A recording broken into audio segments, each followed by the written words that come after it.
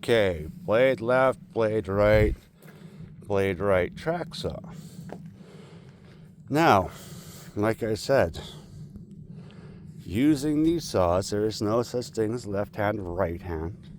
They both have their advantages and disadvantages for left-handed and right-handed people, but there is no such thing as left hand, right hand. Right-handed person using a right-handed saw, my plate is on the supported side of the material, not on the cutoff side of the material.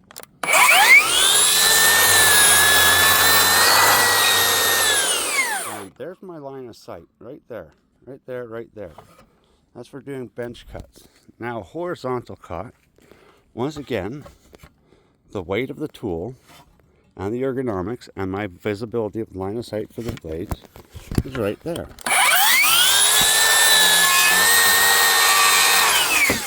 Okay, see, my line of sight's right there for my blade. Two cuts where a right hand saw is best. Blade right saw is best for a right-handed person. Doing a rip where I need to do a fingered rip. This right-hand saw is better because it keeps my fingers away from the blade. But if I'm doing thin rips where I need to get closer to the edge, a blade left is going to be better because it's going in the direction I'm moving. I'm going to the left because that's the direction that most right-handed people walk with. So this will allow me to get closer to the edge of the material while keeping the majority of the weight of the tool on the supported side of the material. Same thing with track saws.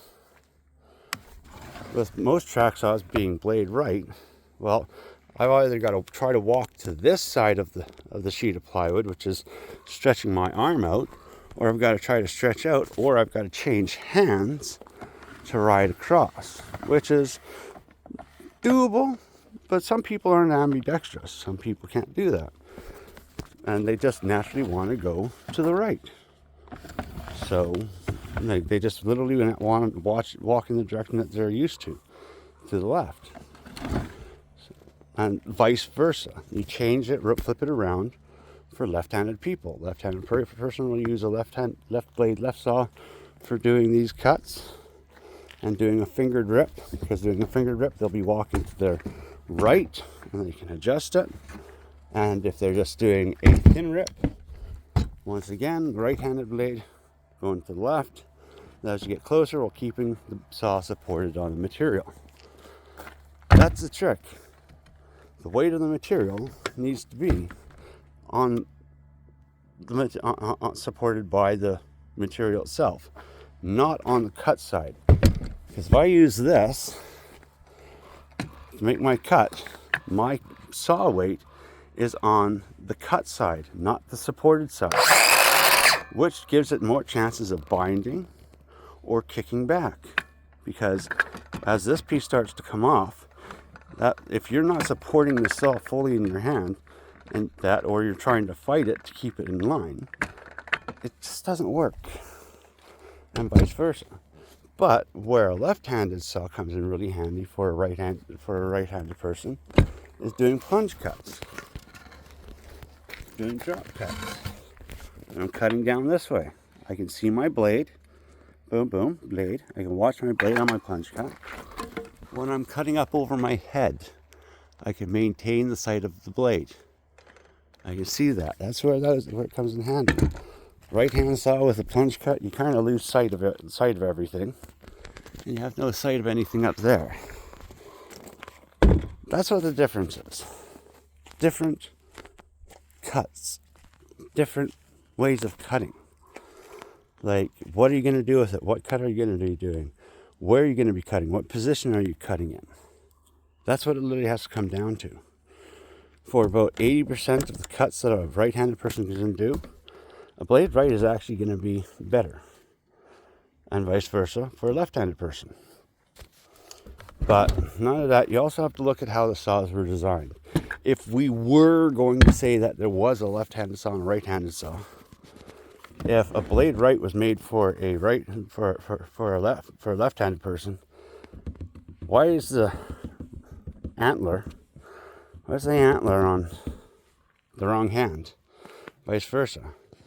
See, if I was a right-handed person using left-handed saw for everything, dominant hand on the trigger, I'd be reaching over the saw. My left hand would be reaching over the saw to guide and hold it, therefore moving my body position and bringing the saw in closer to me. Doesn't make sense. But with a right-handed blade right saw, look, my hand's there, antlers here, away from the blade, my line of sight, real good and clear. But that's not what decides left hand, right hand. There's no such thing as a left hand or right-handed saw. And like I say, you always choose a saw that you're most comfortable with, that you're most proficient with, that you like the most. I can only tell you from what is actual proven fact, proven science, in body motion. How your body moves, how your body holds stuff, how your body reacts stuff. Like if I'm holding the saw, the way that a right-handed person does, it naturally wants to elevate to the center of my body.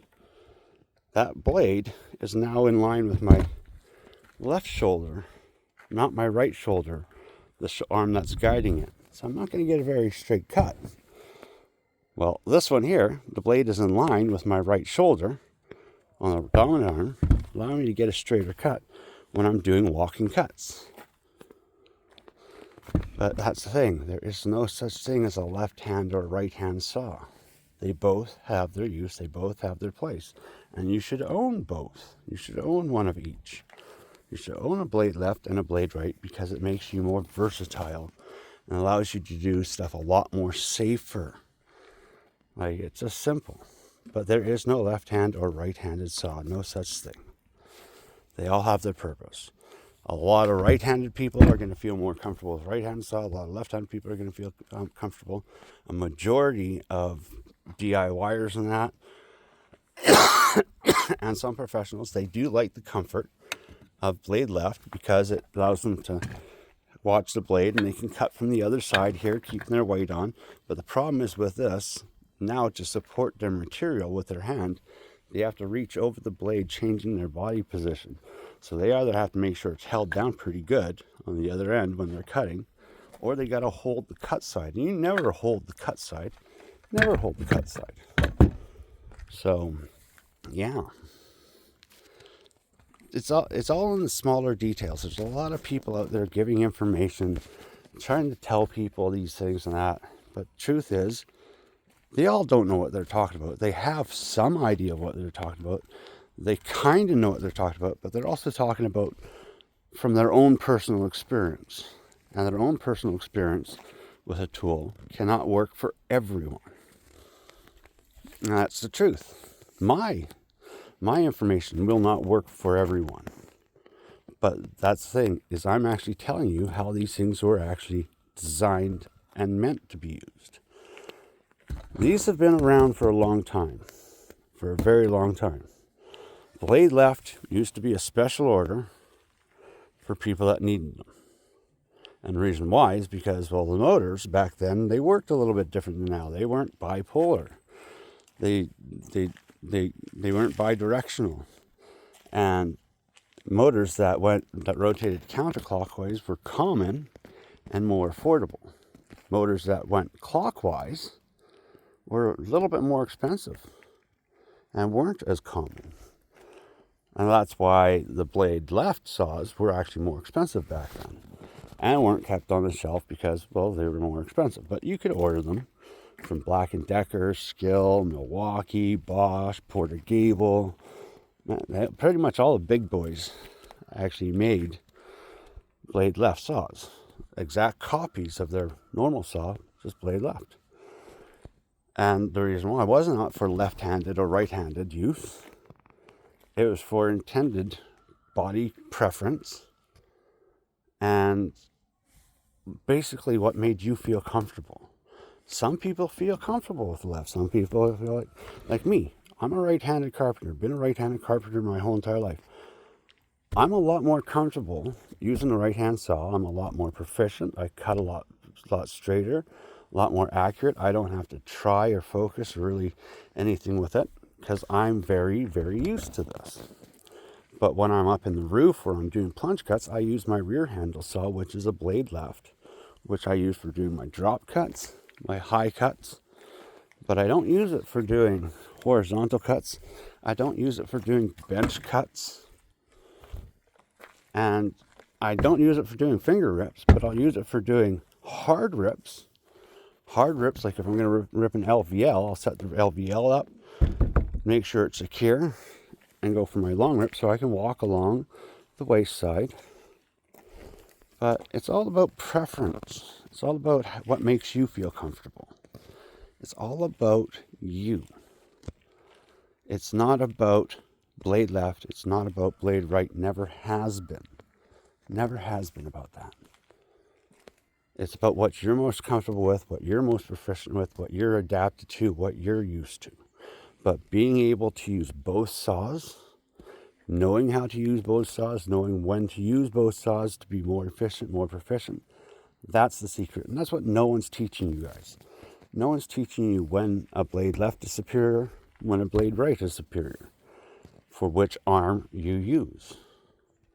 Like, that's the thing. It just comes down to circumstances, position, body mechanics, and you. It comes down to you for the most part. And it all comes down to just being safe.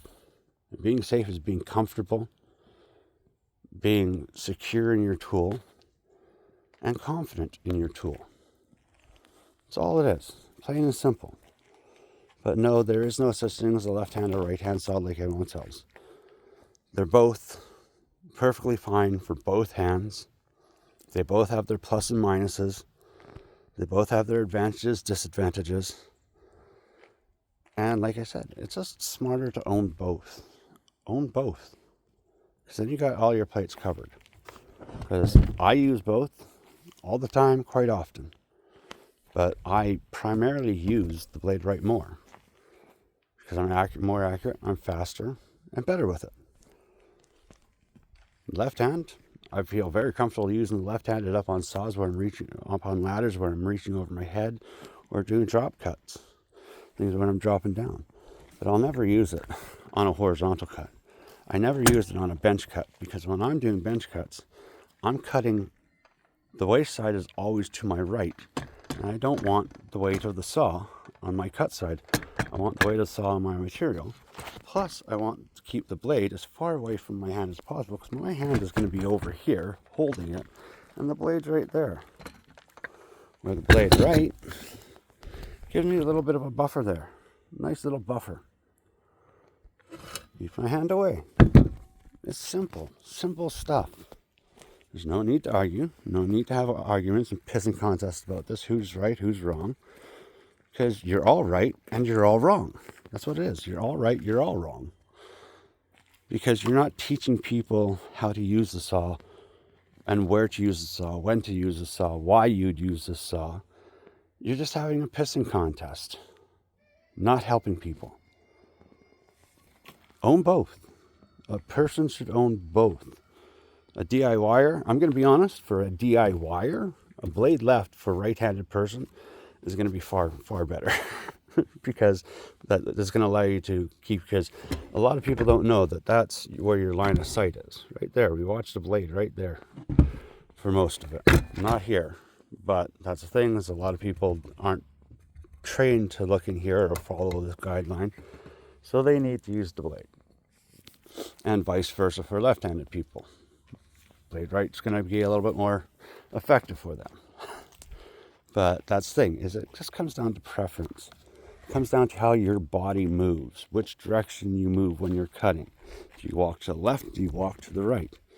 Where do you stand? Where's your arm lining the tool up? Where's the arm lining the blade up with your body?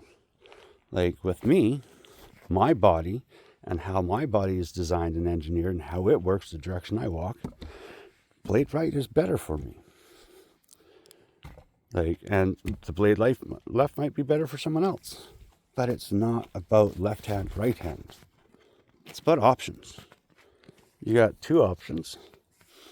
You try both, and you figure out which one's more comfortable for you, which one you're more secure in, and which one you're going to be able to do your work more safely in.